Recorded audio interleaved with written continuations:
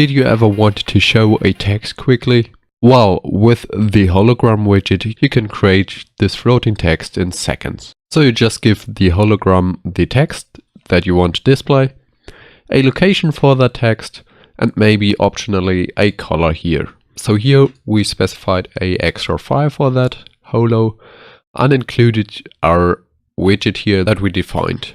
We can see that function here, and this just generates a summon command for an invisible ampersand which shows the text.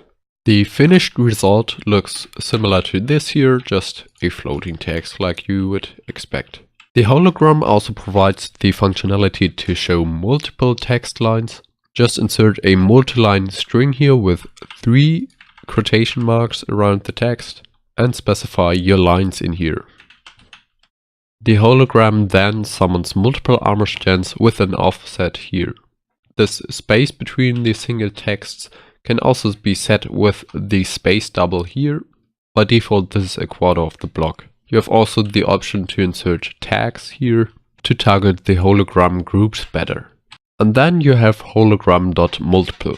This constructor allows you to insert a list of text components as single lines and gain more control over the single line colors and the look.